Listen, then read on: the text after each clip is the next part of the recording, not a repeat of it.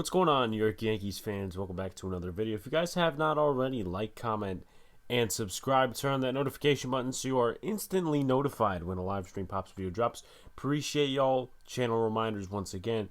NBA Draft live stream on Thursday with Clutch B-Ball TV, and Friday, Boys in the Big Apple podcast. That's going to be our normal day now, 8:10 p.m. Eastern Standard Time. So in this video, we're going to talk about the Trevor Story rumors.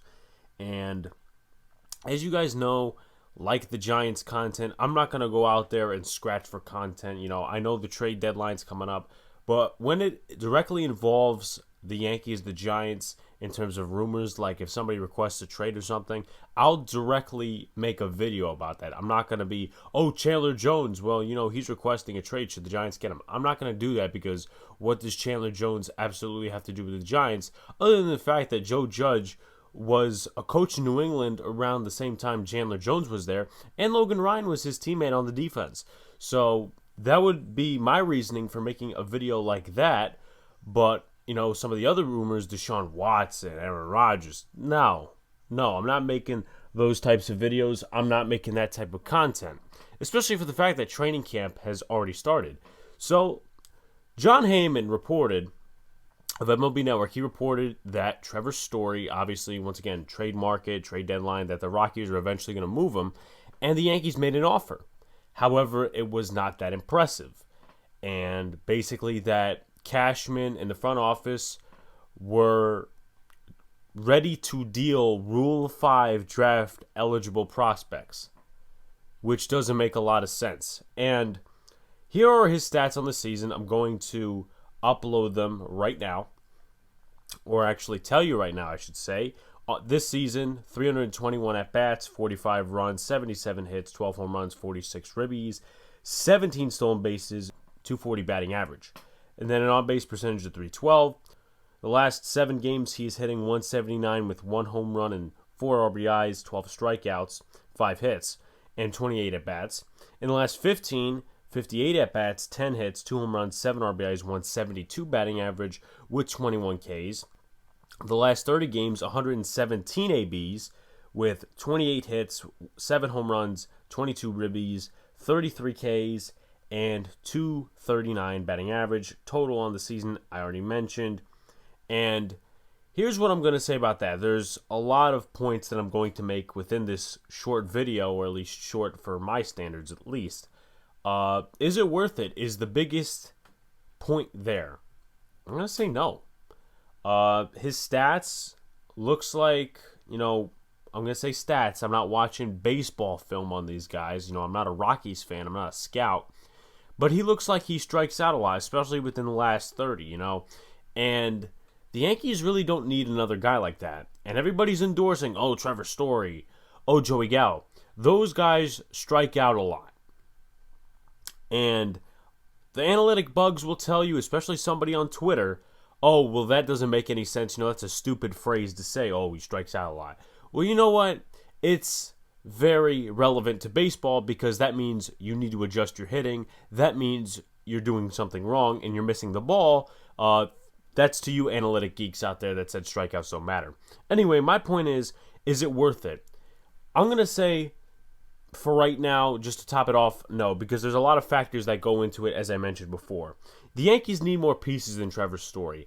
I've said this time and time again, that the Yankees need more pieces than just a shortstop. They need multiple. They'll need some bullpen arms right now, because the bullpen looks very shaky. They acquired Clay Holmes.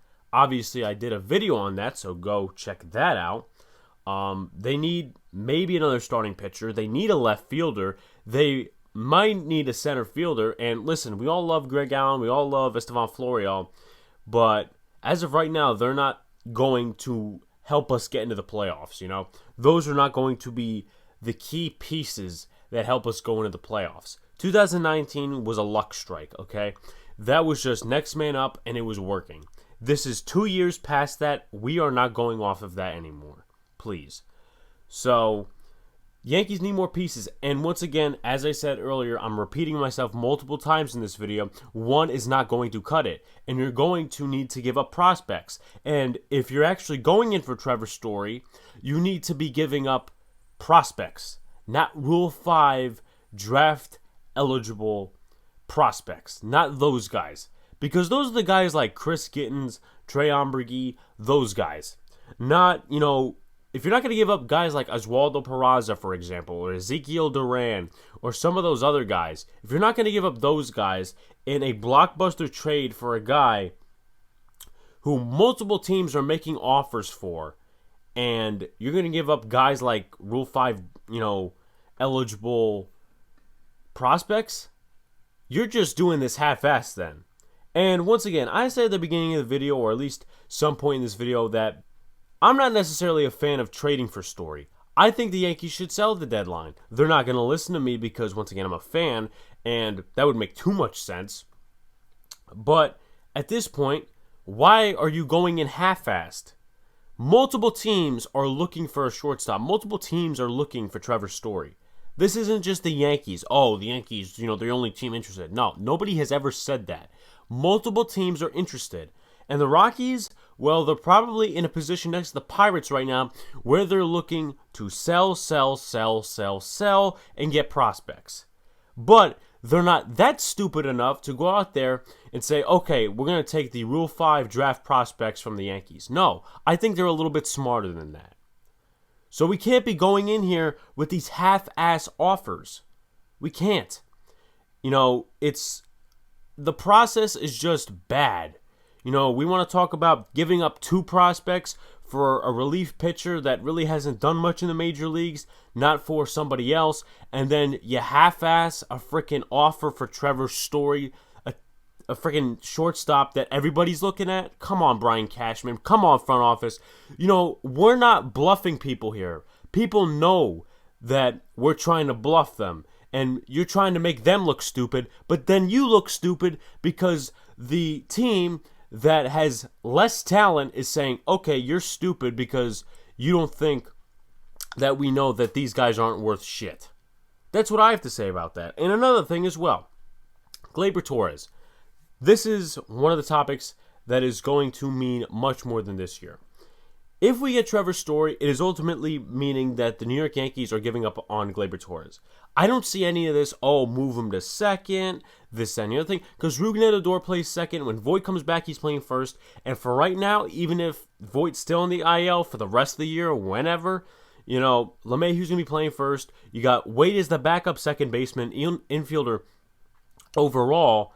And then you have Rougned Odor as the primary second baseman as the left-handed hitter. So that doesn't make a lot of sense. So you would have to trade him in that deal. Then they could operate from there and say, okay, is Gleyber Torres the future Colorado Rockies shortstop replacement for Trevor Story? And the Yankees, as of right now, have no long-term solution at shortstop if they were to give up Gleyber Torres. Here's how I'm going to go evaluate this. Because you gave up Hoi-Jun Park, who effectively is a third baseman, shortstop, infielder, left side of the infield. They gave him up in that Clay Holmes trade. Now, what does that have to do with this trade right now? Trevor Story is a free agent after the 2021 season. The Yankees this year, for some reason now they are, but back in the offseason, they were not going over the luxury tax. Why would they go over the luxury tax for a lot of the guys coming back? Aaron Hicks, Luke Voit, Corey Kluber, those guys. Why would they go over the luxury tax expecting these guys to come back kind of like they did this past offseason with Brett Gardner, Mike Tauchman, Mike Ford, some of the other guys on this roster? Why would they do that and go over the luxury tax, but, they didn't do it the year before, but you have guys coming back? Doesn't make a lot of sense. And I have to compare it to the Giants here. It would have been an ultimate failure if the New York Giants had not re-signed Leonard Williams after the trade, because you gave up a 3rd and a 5th round pick. Luckily, it's not worth anything right now. It could be in the next couple of years if the Jets are good. We'll see. It's Ashton Davis and some other dude they picked up in the 2021 draft. That's not the point right now. It's basically the equivalence of that, though. If you give up prospects for Trevor Story and then you don't even re-sign him, what, a rental for trying to make a wild card spot? I don't think so. Doesn't make a lot of sense, in my opinion. Doesn't. Because as of right now, you have no long-term solution at shortstop. You would have to go out and get somebody if you don't re-sign Story, or you're left with Oswaldo Peraza, who's going to take at least another year to get up to the big leagues, in my opinion. Yeah, he's doing well and whatnot, and we had Diego Castillo, but I think Peraza's in what? Single A, double A? It's going to take him a year at least to get up to the big leagues. And no, Andrew Velazquez is not playing shortstop for the Yankees. We're not having that. So, basically my thoughts in this video, guys, is it's not worth it if you're going to go in fucking half-assed. Oh, we're going to give you Rule 5 draft prospects. No, please, they're not stupid. They're stupid for giving up Nolan Arenado and completely having a yard sale for all of the good players on the roster. Their GM is now gone, so it's people smarter in charge. And with that being said, they're smarter, so they're going to expect a lot more.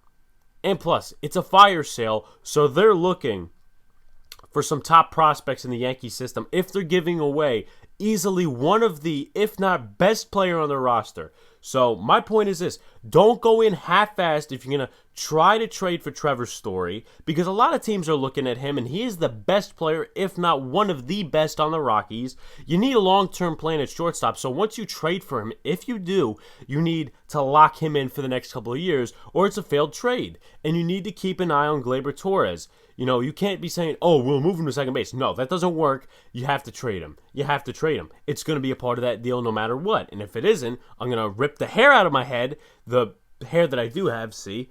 I'm going to rip the hair out of my head because you're basically wasting the infielders. You're wasting prospects to give up for this guy, and then you don't have an outfield. What do we have, Tyler Wade play left field for the rest of the season with Greg Allen? Get the hell out of here with that. So, just one thing. I don't think it's worth it. I wouldn't like the Story trade because we're obviously trading for somebody at the deadline. Giving up prospects for, we're not even in playoff position right now and we just lost a series to the Red Sox, but don't go in freaking half-assed. That's stupid. Honestly, Rockies are not that stupid. The Yankees obviously think they're the smartest ones in the room. Well, obviously the Rockies kind of outsmarted them or made the Yankees look dumb. Oh, we're going to give you Rule 5 draft. Please. Enough. I think if I was the GM of the Rockies, I would say no way, Jose.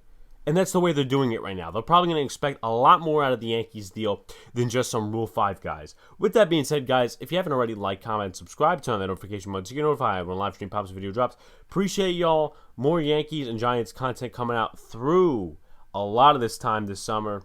Roster projections, roster bubble series, stuff with the Yankees, recaps, stuff like that. More collabs, hopefully. With that being said, guys, peace out, see you later, and stay cool.